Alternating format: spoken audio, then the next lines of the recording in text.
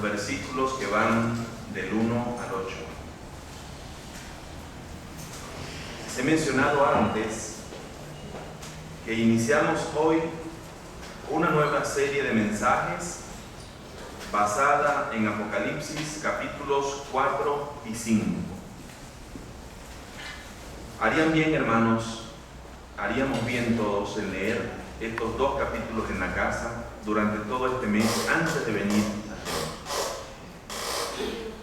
Después de la arepa, después del pan tostado, quizás antes si prefiere, lea estos dos capítulos y venga con eso en su mente y en su corazón a la campaña de adoración que estamos iniciando. Si usted lee rápido, bueno, lea esta referencia en 4 versiones diferentes. Este domingo lo vamos a leer, usted lo leerá en su casa, en la Reina Valera 60. El domingo que viene lo lee en otra versión, 2 capítulos, y así sucesivamente en 4 versiones diferentes. Y usted verá que va a escuchar, va a pensar y va a reflexionar con más insumos, con más elementos espirituales y de la palabra para entender lo que el Señor quiere decirnos en este tiempo. Fíjense de algo que quiero proponer. Hemos titulado la serie Digno eres. De tal manera que la categoría, el concepto o la verdad de la dignidad de Dios va a ser el tema central de esta campaña. Dios es digno de ser adorado. De hecho, la adoración es una respuesta a la dignidad de Dios. Como leerán en el boletín, en el editorial, estoy proponiendo que Dios tiene cualidades que son exclusivas de Él. Entonces solo Él merece ser adorado. En el uso coloquial, nosotros oímos personas que utilizan la palabra adoración para hacer referencia al afecto que sienten por otros humanos o por otras cosas. Y dicen, yo a fulano lo adoro. Cuando nosotros revisamos el significado de la palabra en cualquier diccionario y especialmente en la Biblia, nos damos cuenta que es un uso impropio. Las personas merecen respeto, las personas pueden ser admiradas, las personas pueden ser queridas, estimadas de una manera especial, pero solo Dios merece ser adorado. La adoración es exclusiva de Dios, porque Dios es una persona con unos rasgos exclusivos. Nadie se le puede parar al lado. No hay Dios como nuestro Dios. Y en eso se basa el asunto de su dignidad. Lo voy a decir solamente en la introducción, y ustedes lo van a escuchar como personas que estuvieron en el inicio de la campaña, los objetivos que perseguimos con esta campaña. Luego lo vamos a ir desarrollando en cada mensaje. En primer lugar, vamos a subrayar la idea de que la adoración digna implica un concepto elevado de quién es Dios. No nos estamos reuniendo a celebrar el cumpleaños del compadre, y nos estamos reuniendo a celebrar el aniversario de la mascota de la casa, por más cariño que merezca la mascota de la casa. Nos estamos reuniendo para adorar a una persona que es grande, majestuosa, elevada, trascendente. Entonces, adorar como adoración cristiana implica un elevado concepto de quién es Dios, de su dignidad. Eso es lo primero que queremos lograr en esta campaña. Lo segundo es que la adoración, según lo pinta Apocalipsis 4 y 5, implica una respuesta profunda de humillación. Los 24 ancianos que vamos a ver ahí como actores de adoración o como sujetos de adoración. Los 4 seres vivientes que están como en las 4 patas del trono, ahí pegaditos del trono. Y los millones y millones de ángeles que elevan cantos de adoración nos van a enseñar la humillación ante ese Dios. No puede haber adoración con soberbia. No puede haber adoración con ínfula de grandeza. Ante un Dios como ese no corresponde otra cosa sino como Isaías, decir, ay de mí que soy muerto. Entonces la humillación va a ser el segundo elemento de objetivo que tendremos en la campaña. En tercer lugar, a ese Dios digno, a ese Dios ante el cual nos postramos, queremos renovarle nuestra lealtad y decirle, no nos vamos a arrodillar ante otro Señor que no seas tú. No nos vamos a rodear ante nadie, sino ante ti. El último objetivo es que sí deseo aprovechar los principios que vamos a ver en Apocalipsis 4 y 5 para revisar ciertas prácticas evangélicas, personales y colectivas de adoración.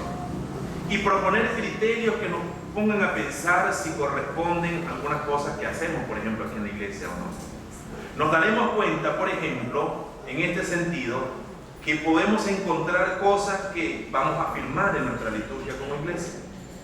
Nos daremos cuenta que puede que encontremos cosas que hay que replantear o que hay que cambiar. O hay otras que hay que añadir. Pero el propósito es que ustedes como congregantes, como hermanos que vienen a la primera iglesia bautista de San Antonio de los Altos, sepan por qué nosotros, como primera iglesia bautista de San Antonio de los Altos, sin pretender ser mejor que otra iglesia, adoramos como adoramos. ¿Y por qué nosotros sentimos la adoración de una determinada liturgia?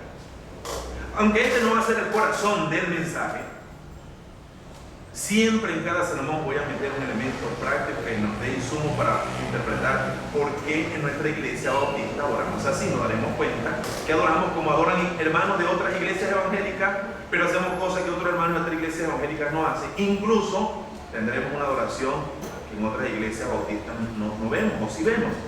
Que pensemos por qué hacemos lo que hacemos cada domingo cuando venimos. Dicho esto, y no lo voy a volver a repetir, sino desarrollar en lo que sucede, quiero leer los versículos 1 al 8 de Apocalipsis 4 y proponer el primer mensaje, al cual he denominado así: el marco de la dignidad de Dios. Hace algún tiempo desarrollamos una serie donde propuse la metáfora de un cuadro y queremos pintar la dignidad de Dios en este tiempo. O queremos más bien ver cómo Juan se le permitió ver esa pintura de un culto en el cielo. Y hoy vamos a poner el marco que enmarca, valga la redundancia, la dignidad de Dios.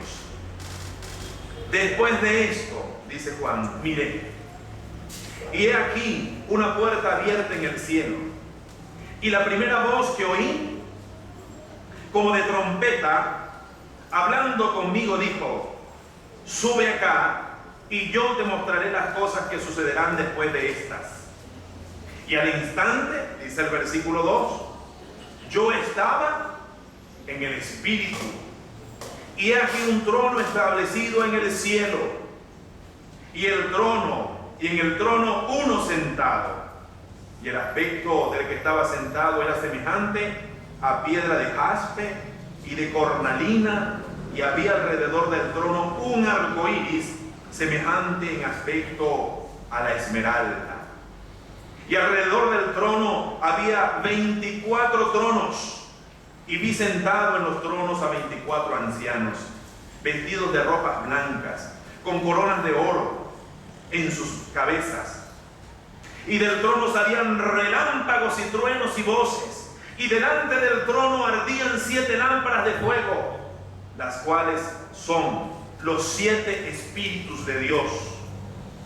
Y delante del trono había como un mar de vidrio, semejante al cristal. Y junto al trono y alrededor del trono, 4 seres vivientes llenos de ojos, delante y detrás. El primer ser viviente era semejante a un león. El segundo era semejante a un becerro. El tercero tenía rostro como de hombre, y el cuarto era semejante a un águila volando. Y los 4 seres vivientes tenían cada uno 6 alas, y alrededor y por dentro estaban llenos de ojos, y no cesaban día y noche de decir: Santo, Santo, Santo es el Señor Dios Todopoderoso, el que era, el que es y el que ha de venir.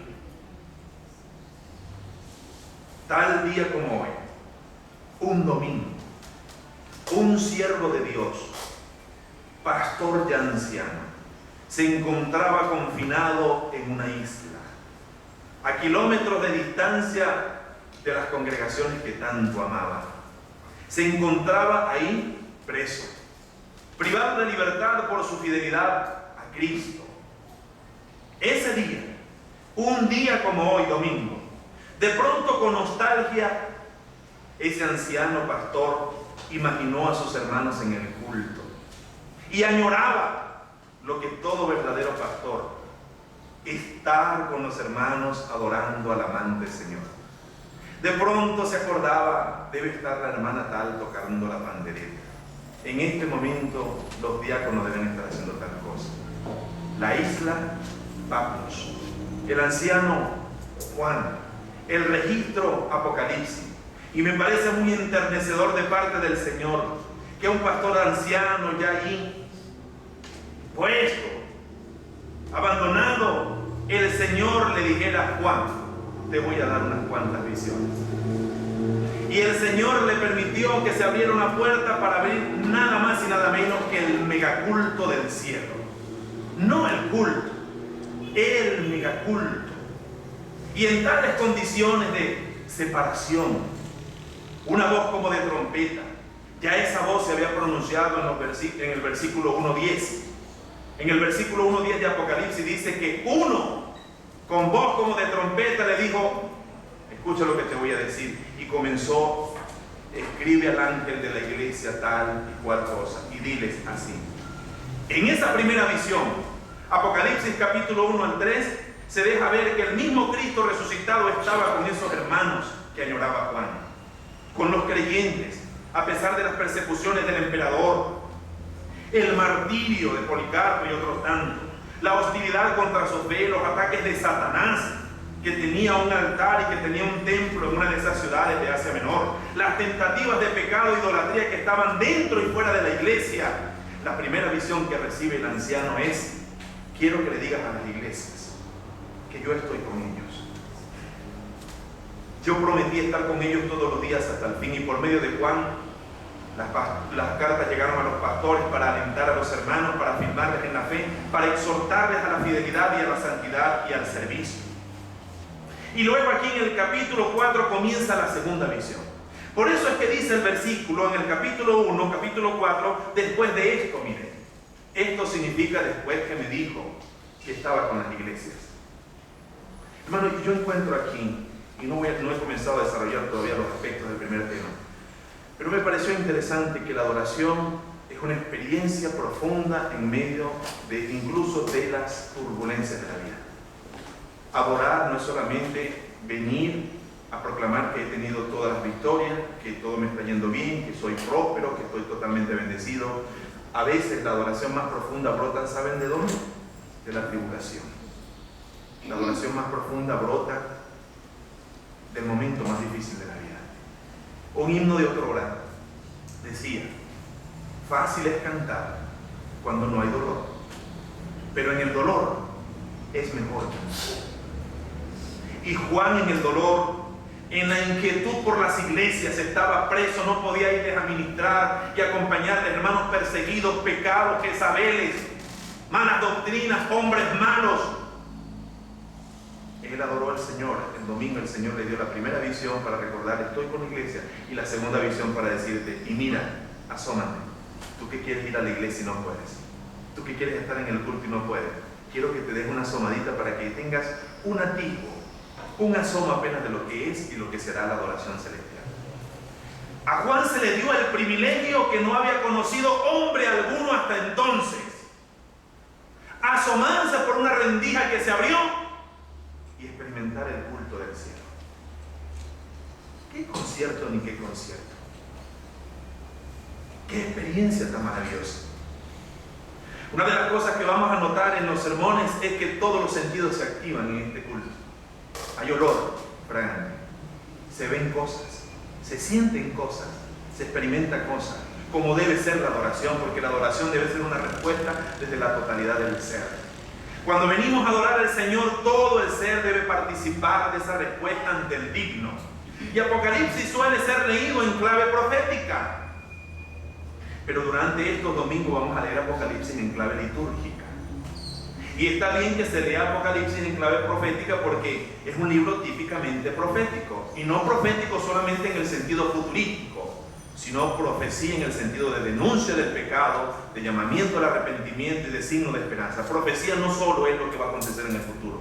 Voz profética significa en el tiempo presente denunciar el pecado, desafiar al imperio cualquiera que se levante para demandar nuestra lealtad y ser un signo de esperanza en medio de un mundo hostil. Eso es mensaje profético.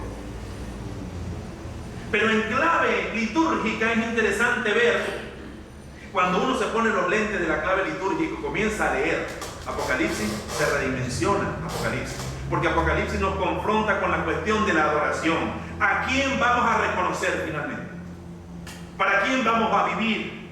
¿Ante quién nos vamos a arrodillar y ante quién no? ¿A quién vamos a dar todo nuestro amor? El primer amor. ¿Quién merece nuestra adoración? ¿Quién va a recibir nuestro canto de la mañana? ¿A quién vamos a elevar las oraciones como incienso que suben al cielo? ¿A quién vamos a dedicar nuestro ser y nuestra existencia? ¿A quién esperamos honrar por los siglos de los siglos? Y que los que nos aguarda, vengo en breve, dice. Sí, amén, dice el anciano Juan. Sí, ven, Señor Jesús. Ven, Señor Jesús. Y mientras tanto, nosotros venimos los domingos a la iglesia a celebrar a Cristo vivo, a celebrar al que está sentado en el trono, al que tiene cerquita de él a los seres vivientes, aquel que solo merece que todas las coronas se pongan en el lugar más alto que corona alguna podemos tener, que es en los pies del Cordero, a los pies del que vive, a los pies del que reina. Hoy haremos una introducción apenas al mensaje con estos 8 versículos. Y quiero que notemos 3 cosas en este marco de la dignidad de Dios. Vamos a notar en primer lugar la sala donde ocurre el culto. Vamos a notar en segundo lugar el trono que está en el medio. Y vamos a notar en tercer lugar a los actores de la adoración, los sujetos de adoración, que en este caso, ¿quiénes son? No lo vamos a desarrollar hoy porque son para el domingo que viene. En este caso son ¿quiénes? Los 4 seres vivientes y los 24 ancianos. Porque luego en el capítulo 5 vamos a ver que se unen millones de ángeles y Juan también adora. Entonces quiero que veamos estas 3 cosas. Tengan en mente en la introducción del sermón que el capítulo 4 de Apocalipsis presenta la dignidad de Dios como creador. ¿Se dieron cuenta de eso? Dice, porque tú, ¿qué? Tú creaste todas las cosas. Por eso mereces ser adorado. Y el capítulo 5 sigue con C, pero muestra la dignidad de Dios como el ¿qué? Como el Cordero, como el Redentor. Y si a usted no le parece suficiente esas 2 razones, entonces no va a encontrar más razones para adorar. Tú creaste todas las cosas. Digno eres de gloria. Tú creaste todas las cosas. Y por tu voluntad fueron creadas, existen y tienen propósito. Pero como si eso fuera poco, luego dice, tú fuiste el único capaz de ¿qué? De desatar los rollos que no se podían desatar. Y que tantas lágrimas le sacaron a Juan. Y eso lo vamos a ver después. Pero como Él es el Cordero, y su sangre limpió nuestros pecados, y nos hizo un pueblo, un reino de reyes y sacerdotes para nuestro Dios, nos redimió, nos dio vida eterna, nos dio sentido, ¿cómo no le vamos a adorar? Entonces, teniendo todo esto en mente, quiero que pasemos a la sala. Quiero que pasemos a la sala. Porque el ambiente dice, he aquí una puerta abierta en el cielo. Vamos a ver varios marcos. En el gran marco, el primer marco es el marco teológico. El marco de la dignidad del Señor, lo primero que dice es, miré. Y encuentro allí definitivamente que no todos tienen la capacidad de mirar a Dios sentado en el trono. Porque no reconocen que existe un Dios creador, que existe un Dios grande, digno. Pero este mirar es posible para Juan, ¿por qué? ¿Por qué Juan puede mirar? ¿Por qué Juan puede mirar? Porque Dios le permitió mirar eso. Como recordándonos a nosotros que no vamos a mirar a Dios en ninguna manera, ni como creador, ni como redentor, si nuestros ojos no son abiertos por el poder y la gracia de Dios. Bendito el Señor, cuando llega la vida de uno, como a Saulo de Tarso, lo tumba y nos caen las escamas, y nosotros entonces podemos ver a Dios majestuoso y radiante, y lo vemos digno, Cordero. Nosotros tenemos la tendencia a pensar cuando pasan los años como cristianos que todo el mundo mira lo que nosotros miramos, y no es así. Nosotros hoy podemos mirar a Dios majestuoso por la gracia de Él, porque Dios nos ha concedido mirarle así, porque Dios nos ha concedido contemplarle así. Es lo que se quiere aquí, dice, una puerta abierta. Fue Dios quien le concedió, el Señor resucitado le concedió a Juan que la puerta se abriera. Una puerta se abrió, es como que se corrió el velo. Y así como Esteban se acuerda en tiempo de martirio, dicen que Esteban, cuando estaba siendo martirizado, recibiendo piedra, alzó sus ojos al cielo y ¿qué miró? Se abrió una puerta. ¿Y qué vio?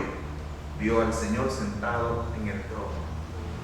Qué bendita visión para un pastor triste, anciano, preso, deseando estar con los hermanos cantando sus himnos, sus cantos y sus alabanzas, como diciendo, ven, asómate, te voy a dar un anticipo de lo que espera al cosmos, la adoración cósmica. Todo va a rendirme culto, todo me va a adorar. Así que cuando nosotros venimos al culto, hermano, y voy con una implicación práctica, y estamos cantando, estamos orando, estamos ofrendando, participando de la cena, tenemos que tratar de emular lo que va a pasar en el cielo. El culto en la tierra debe ser una emulación, debe ser un acercamiento, un intento lo más parecido a lo que Juan vio. Y entender en el marco teológico que adorar es posible porque Dios se reveló. Él decidió darse a conocer, nadie lo obligó. Dios quiso darse a conocer a sus criaturas. ¿Por qué? ¿Saben? Porque para nosotros era imposible en nuestras propias fuerzas conocerle. Y se revela entonces en la creación, se revela en la historia, en la conciencia humana, pero especialmente se nos revela en ¿quién? En Jesucristo. Una voz potente, dice en el versículo 4, como de trompeta habló con él. La adoración es un diálogo. La adoración no es un espectáculo, por muy bonito que sea el espectáculo. Si usted viene a adorar, usted viene a dialogar con Dios. Y Dios le dice a usted, y usted le dice a Dios. Juan dice, él estaba hablando conmigo. Esa voz que escuché, que nosotros leemos en Apocalipsis 1:10, que le dio la primera visión, es la voz que vuelve a escuchar para darle la segunda visión y le dijo, ven, te quiero mostrar algo. Y dijo, sube acá. Porque la adoración también es un subir. Es ir a Dios. Es como dice la oración modelo, Padre nuestro que estás ¿dónde? En los cielos. Es elevarnos por la gracia de Cristo ante el trono de Dios. También es vivir aquí en la tierra la adoración. Pero en este momento se enfatiza, sube acá para mostrarte algo que ocurre nada más. ¿Dónde? En el cielo. No lo vas a ver en video, no lo vas a ver en concierto, ni lo vas a ver ni siquiera en algunos sitios de reunión. Lo vas a ver acá. Y yo quiero mostrarte porque quiero que tengas esa experiencia. Y quiero que se la digas a los hermanos a quienes está escribiendo este libro de Apocalipsis. Dice la Escritura que Juan en ese momento dice que estuvo al instante, ¿estuvo dónde? En el Espíritu. Como diciendo, lo que yo estaba experimentando no era una experiencia humana, era una experiencia profundamente espiritual. Yo subí en alas del Espíritu. Y aquí vemos a la Trinidad activada, porque es el Espíritu Santo quien nos guía a adorar a Dios. El Espíritu Santo es quien nos aclara el verbo, el texto, la palabra. El Espíritu Santo es quien nos convence ¿de qué? De pecado, de justicia y de juicio. No hay adoración sin la obra del Espíritu Santo. Porque ¿quién nos mueve a glorificar a Cristo? ¿Quién nos mueve a glorificar a Cristo? El Espíritu Santo. El Espíritu Santo es quien nos eleva, es quien nos muestra el Señor, es quien nos aclara el texto, es quien pone en nosotros la humildad, la humillación y la gratitud. Versículo 2, al instante yo estaba en el Espíritu y aquí en el centro ¿qué? Un trono establecido en el cielo y en el trono uno sentado, como diciendo Jehová nuestro Dios, uno es, uno sentado. Quiero que veamos un poquito el marco histórico.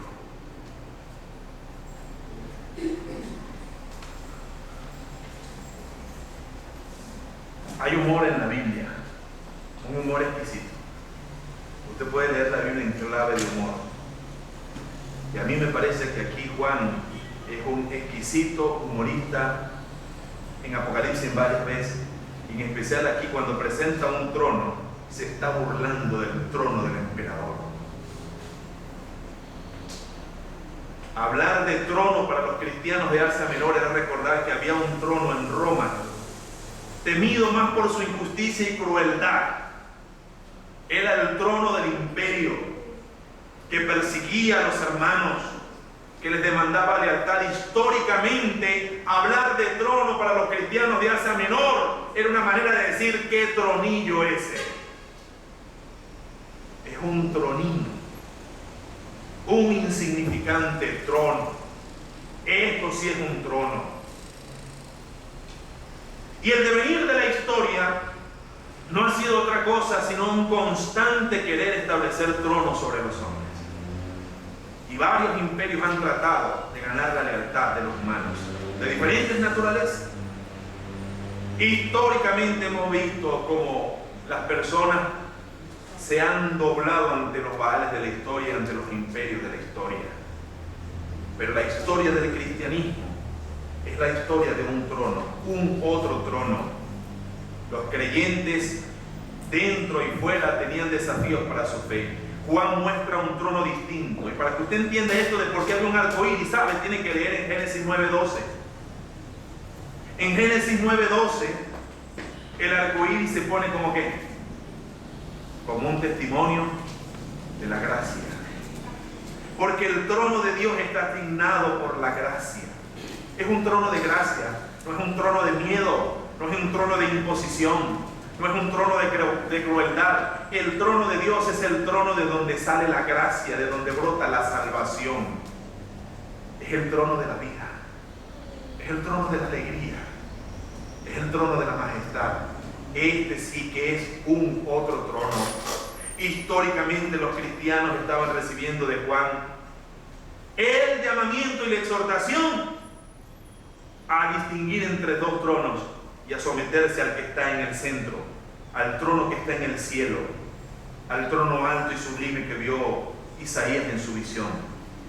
Hay un marco existencial también para los cristianos, porque vivir la vida cristiana en medio de un mundo donde hay signos de muerte es una cosa difícil. Pero qué bonito que aquí en este versículo dice, después que le escribe, y vamos a regresar un poco a la descripción del trono y del que estaba sentado, se dice que delante del trono, como un mar de vidrio semejante al cristal, y junto al trono y alrededor del trono, versículo 6, ¿quiénes estaban? 4 seres vivientes, llenos de ojos delante y detrás. Y comienza a decir el aspecto de los seres vivientes. El primero se parecía ¿a quién? A un león. El segundo se parecía ¿a quién? A un becerro. El tercero se parecía ¿a quién? Tenía aspecto de humano. Y el cuarto se parecía ¿a quién? A un águila volando. Y sin necesidad de hacer allí un ejercicio y una adecuada interpretación bíblica, están encontrando detalles e inventando. Lo que quiere decir es que cerquita de las 4 patas estaba la expresión de toda la creación. Esos seres vivientes estaban diciendo: todo lo que tiene vida está cerca del dador de la vida. El Dios creador, el Dios a quien adoramos, es el Dios de la vida sana. Y a Él le gusta tener la vida juntica. Así como cuando dice: vénganse mis hijos que yo los quiero cargar. Vemos en ese trono un Dios acercando a toda la creación que tiene vida a Él, juntita a Él. Y todo eso que tenían vida, la vida salvaje, la vida domesticada, la vida humana, la vida alada, en fin, toda expresión de vida estaba allí, reconociendo que la existencia y el ser lo había dado ese Dios. Y no hay otro lugar para las cosas que tienen vida sino cerca de ese trono, reconociendo que Él es el dador de la existencia, que Él dio la vida. Por eso en cada culto nosotros venimos a celebrar la vida. En cada culto, hermano, usted tiene que decir, como dice Charo, un año más de vieja. Pero en realidad lo que quiere decir es un año más de vida. Y cada año más de vida se viene a celebrar a la iglesia. Por eso los cultos no son cultos muertos, no celebramos la muerte en manera alguna. Nosotros celebramos la vida, y la vida en todas sus expresiones. No solo la vida eterna, sino tener salud, la vida del bienestar de un niño, la vida del bienestar. Y por eso clamamos por el bienestar de los pueblos, de nuestra nación, de todos los grupos de nuestros pueblos, por los niños, por los jóvenes, por la familia, porque todo ser viviente pueda disfrutar la vida que Dios quiso para ellos de un principio y que tristemente fue afectada por el pecado. Celebramos la vida, pero especialmente ¿a quién celebramos? Al dador de la vida, al dador de la vida física, al dador de la vida abundante, que incluye la vida espiritual y eterna. Las descripciones de este trono no pueden pasar desapercibidas. Estaba sentado el que estaba sentado en ese trono era semejante a quién? No le da forma, sino que comienza a hablar de su brillo, de su dignidad, de su valía. Como les defino en el boletín, la palabra dignidad tiene que ver con valía, tiene que ver con los rasgos que destacan a alguien y le hacen merecedor de reconocimiento, en este caso de adoración. Y dice que el que estaba sentado en el trono, fíjense, miren, era semejante a ¿qué? A piedra de jaspe y de cornalina. Y cada una de esas piedras las desarrollaremos más adelante. Piedras de jaspe y de cornalina, y había alrededor del trono un arco iris, que es el símbolo de la gracia. Cuando Dios decide acabar el mundo con agua en un diluvio, dice que después del juicio apareció en el cielo ¿qué? Un arco iris. Y Dios le dice a Moisés: cada vez que el arco iris salga, van a recordar que yo hice un ejercicio de gracia con la humanidad. Así que cada vez que vea el arco iris, no solo se acuerda del fenómeno que ocurre físico, de las gotas del sol y atravesando las goticas, es una imagen. Dios dejó el arco iris como un signo y como un recordatorio en el planeta que Él es el Dios de la gracia, que no es solo el Dios que crea, que sustenta y juzga, sino que es el Dios que salva, que redime. Así que mirar el arco iris debe ser también un culto de adoración. Usted no puede mirar un arco iris y no recordar que en Génesis el Dios creador de todo dijo: cada vez que vean esto en el cielo, deben recordar que esto es un signo que yo hice un pacto de gracia con los hombres y que yo estoy dispuesto a salvar a todas mis criaturas. Mirar el arco iris entonces es un culto de adoración. Estas piedras preciosas lo que quieren decir es que Él es majestuoso, que Él es perfecto, que Él es santo. Aquí se está estableciendo su poder, su majestad, y se está estableciendo también su gracia. Los colores significan eso, gracia y esperanza en ese Dios. Voy a hablar un poquito acerca de esto que estamos allí como actores. Y voy a hacer unas implicaciones, hermano. Porque hemos perdido el sentido de representación, de simbología. Lo primero que quiero decir como marco pastoral y litúrgico, es decir, práctico, es que la adoración es un diálogo. Si usted viene al culto, usted tiene que venir dispuesto a hablar con Dios. Y cuando le digan dele gracias, usted tiene que darle gracias. Y si Dios le dice, usted tiene que responderle: gracias, Señor, porque lo que me dijiste en este campo.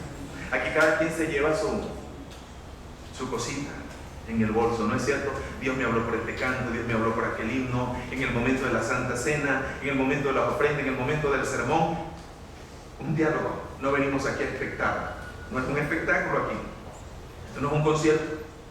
Y cada día, eso sí me inquieta, voy en aspecto práctico, en mi opinión, me inquieta mucho el sentido de enfatizar más espectáculo que diálogo y encuentro con Dios.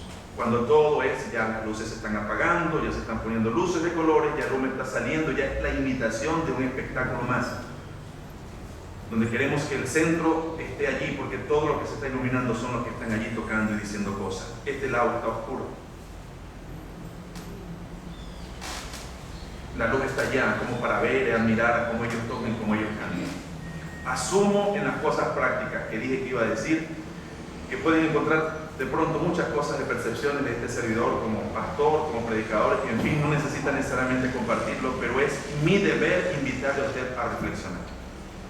Yo observo aquí que en la adoración hay un objeto de la adoración, y el objeto es Dios sentado en su trono. Yo observo aquí que el que causa que adoremos es Jesucristo resucitado, que si no fuera por Él nosotros no podríamos ni mirar, ni entrar, ni cantar. Quien causa que adoremos, ¿quién es? Jesucristo, por su muerte y su resurrección. Si no, sería imposible adorar. Todavía tendríamos que recurrir a sacerdotes, a sumos sacerdotes y animales para que intercedan por nosotros y dile que nos perdonen y que nos ayuden. No, ahora por Cristo yo tengo ¿qué? Libre acceso a la presencia de Dios. Yo necesito intervención absolutamente de nadie, ni sacerdote, ni pastor. Pastor, que usted está más cerquita de Dios, pídale para que me eche una ayudadita. No, si usted es cristiano, si usted ha experimentado la sangre de Cristo y el Cristo resucitado vive en usted, usted tiene libre entrada a la presencia de Dios. Eso se llama el sacerdocio universal de los cristianos. Todos los cristianos tienen libre entrada a Dios y tienen la responsabilidad de representar ese Dios digno y santo ante un mundo que se pierde y que no le quiere reconocer. Pero veo también que el que guía en la adoración es el Espíritu. Y en la adoración no es una expectación, sino una liturgia. Y la palabra liturgia, leitos y ergón, significa un pueblo que presta un servicio. Quien está dirigiendo, quienes están cantando, quienes están tocando y apoyando, no lo están haciendo para ellos ser el centro, sino para que el pueblo presente sus oraciones. No nos presentamos aquí a cantar lo que me gusta, porque a mí me gusta este canto, me gusta este género. Nos presentamos aquí para hacer que el pueblo adore, para que el pueblo participe, porque ellos tienen que decirle al Señor. Entonces me inquieta un poco y debemos reflexionar que nuestro culto no enfatice tanto, no porque fuera el caso, sino los cultos de todas las iglesias cristianas, no enfaticen tanto el aspecto de espectáculo, donde usted se siente como un espectador porque lo que cantan es imposible cantarlo, por el tono, por la estructura, solamente cantantes lo cantan. Los hermanos no pueden cantar, no es propicio para ellos cantarlo, es mejor quedarse callado escuchando a otro cantar. Cuando Juan recibe la invitación, no solo fue para que viera, a él se le invitó ¿para qué? Para que participara, para que adorara.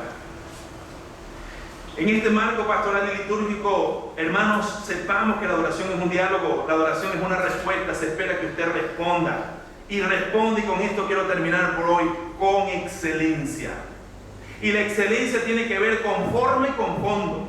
Tenemos que buscar que nuestra indumentaria, que como está la sala preparada todo, que quien entra aquí no le quede duda, que aquí venimos a adorar a Dios. Dice, ¿qué será esto? ¿Será un galpón donde guardan cosas viejas? ¿O esto será donde guardan reliquias, antigüedades? ¿O esto que no, es un templo donde todo está dispuesto para qué? Para adorar a Dios, al digno. Todo tiene que ser excelente, en forma y en fondo. Lo mejor que nosotros podamos.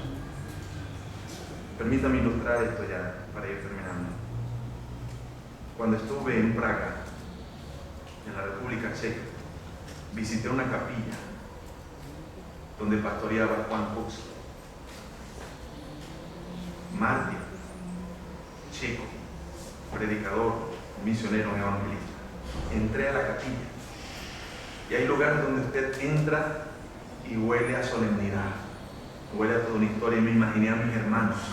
Vi donde se ponía el coro, vi las bancas, toqué el púlpito, donde ese mártir se paró varias veces a predicar esos sermones encendidos.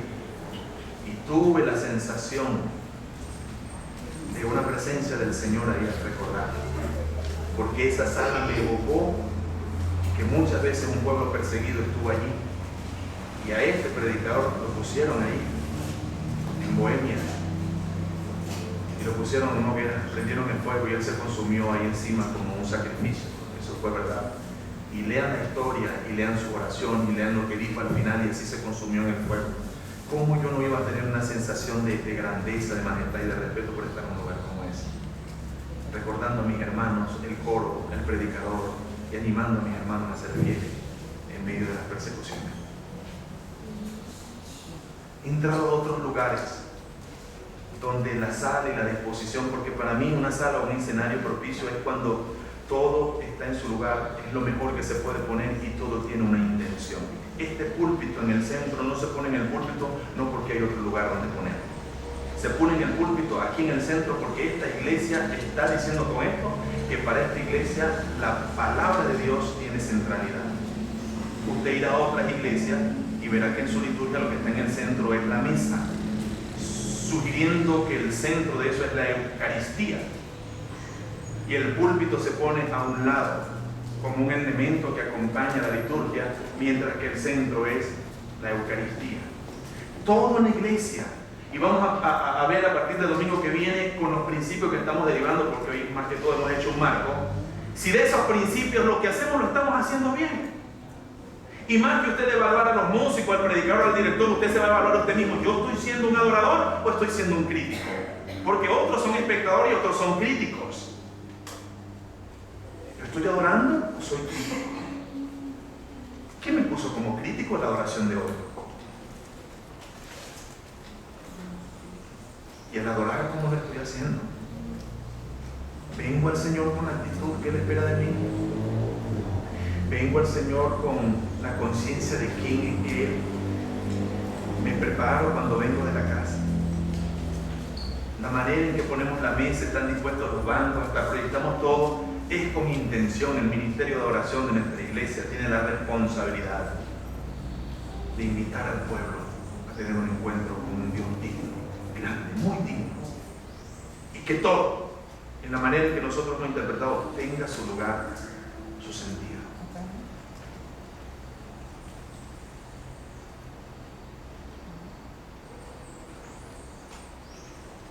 En la tienda portátil que el pueblo usó para adorar en el desierto, no se ponía cualquier cosa. La madera era tal madera, la tela era tal tela, y los colores, todo comunicaba. Me encanta mucho porque nuestro templo, aunque es pequeño, es acogedor y tiene símbolo. La iglesia evangélica, por reacción, perdió la belleza de la estética del culto. Y preferimos una caja de zapatos, preferimos unos galpones cual empresa, y hemos perdido la sensación de la belleza y que todo debe comunicar. Qué lindo para mí la tercera ilustración que tenía ayer después del acto de graduación del seminario. Pasar por la Iglesia Bautista Central de Caracas y en una puerta decía ornato, estaba una hermanita allí preparando un ramo. Decía, hermano, yo soy la que, a mí nadie me conoce, ni siquiera nadie sabe. Nadie se ha preguntado ni nada de eso, que yo soy la que hace. Y me toca preparar el ramo de mañana, porque mañana tenemos Santa Cena. Y estoy haciendo, hermano, me decía ella, con una alegría, y para ella era, estoy haciendo un ramo azul. Venga para que vea cómo está quedando. Y un ramo hermoso, porque el seminario dejó los ramos que dejó a la esquina, y le pregunté si estaba bien, tan precioso, ¿quién nos hizo? Preliminarmente no sé quién nos hizo, se compró, en fin, pero están de moda. Y venga el que yo estoy haciendo. Y me llevó y estaba haciendo un ramo enorme como de este tamaño que iba a estar al frente de la mesa, con flores naturales de colores pintadas, y todo. Y me dice, eso es para el Señor, decía la hermana. Nosotros hemos perdido ese sentido de estética y me da mucha pena porque lo confundimos con idolatría. Pero cuando yo veo en esa tienda portátil, después veo en el templo y veo en el cielo, Dios es un Dios de símbolos. Dios es un Dios de valías, todo comunicaba algo. Y nos hemos perdido, gracias a Dios, que por lo menos estas tres cruces están acá. No porque idolatramos la cruz y nos recuerda la historia de la salvación. Y la del centro fue de un color diferente a estas dos a propósito, con el verde de la esperanza. Y cuando yo vengo, todo lo que hacemos, ¿por qué dicen pónganse de pie? Porque dicen si desea, levante sus manos. Porque dicen, si usted desea, aplauda al Señor con júbilo y con alegría. ¿Por qué decimos con actitud de reverencia aún seguiremos adorando, presentando nuestros diezmos y ofrendas? ¿Por qué decimos vamos a interceder? ¿Por qué traemos a la cesta de amor eso? ¿Por qué proyectamos eso acá? ¿Por qué hay sonido? ¿Por qué hay instrumentos? ¿Por qué ponemos la mesa allí? ¿Por qué nos sentamos como nos sentamos? Usted tiene que pensar, porque el culto de adoración tiene que ser un culto espontáneo en espíritu, pero también en verdad, pensante, racional. Quiera Dios que durante estos domingos nosotros salgamos de acá con una conciencia renovada, que venimos a hacer no cualquier cosa, sino a que adorar al que es digno, por lo menos por dos razones. ¿Cuáles son? Porque Él creó y sustenta todas las cosas. ¿Y por qué más? Porque Él nos redimió de la muerte, nos limpió del pecado y fue el único capaz de abrir los sellos de la muerte, desatarlos y desatar también la vida y la gracia para aquellos que creen en Él. ¿Cómo no le vamos a orar? Oremos.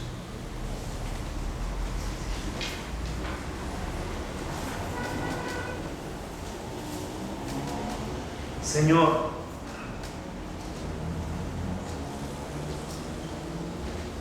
leyendo en estos días Apocalipsis 4 y 5, como voy a decir la semana tercera, es maravilloso que en los capítulos 13 y 14, cuando se habla de la bestia y de la gran ramera, había un silencio sepulcral, un silencio como de cementerio. Pero dice la Biblia que cuando aparece el Cordero, en el capítulo 5, comienza la música. Porque el Cordero nos da razones para cantar. El oído en la adoración. Qué bonito, Señor, saber que se activó el olfato. Porque dice la palabra que había olores agradables. Olores perceptibles al sentido físico, pero también el olor de tu presencia. Como el olor de aquel frasco de alabastro que se derramó en aquella sala. Como el olor de las especias que las mujeres llevaron el domingo de resurrección. Como el olor de vida que dice Pablo que somos en el mundo. Se activa también el sentimiento, porque Juan llora, Juan cae de rodillas, Juan se emociona cuando ve a toda la sinfonía de Dios cantando diciendo: digno eres de gloria, de recibir el honor, la gloria, el poder y la majestad, porque tú creaste todas las cosas y tu voluntad es la que sostiene todas las cosas. Y no se cansaban de día y de noche, como tiene que ser la adoración, de día y de noche, de decir: santo, santo, santo, Jehová de los ejércitos. Toda la tierra está llena de tu gloria.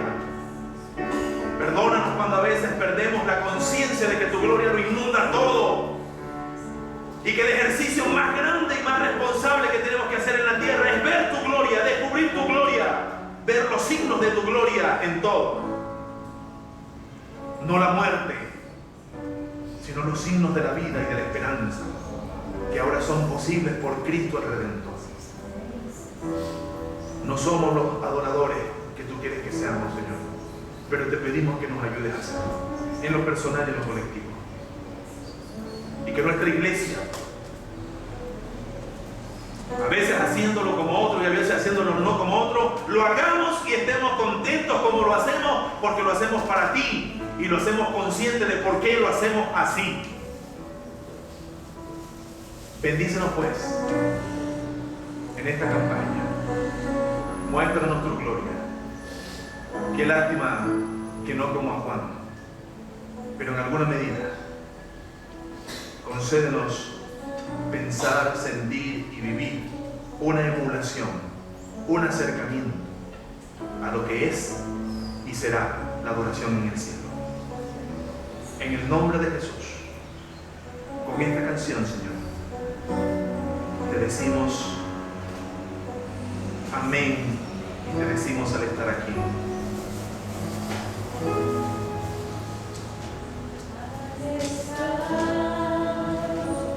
ante ti,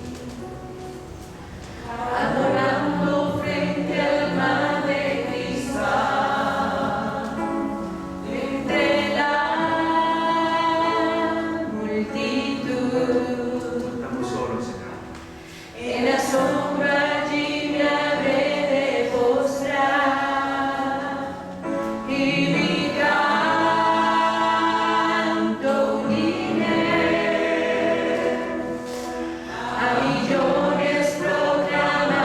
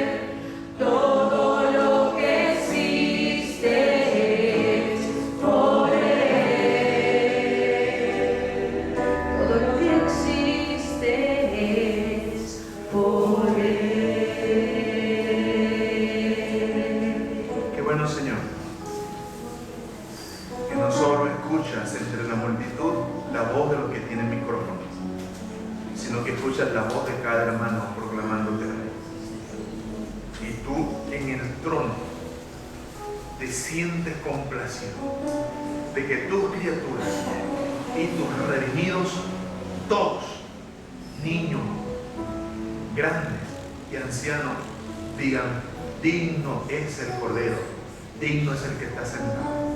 Bendito tu nombre. Oro y oramos en Jesús. Amén y amén. Les esperamos el domingo que viene. Vamos a la escuela dominical. Recuerda a nuestros hermanos, por favor, que hoy tenemos almuerzo de compañerismo después del segundo. Si trajo, comparta. Si no, compre o busque.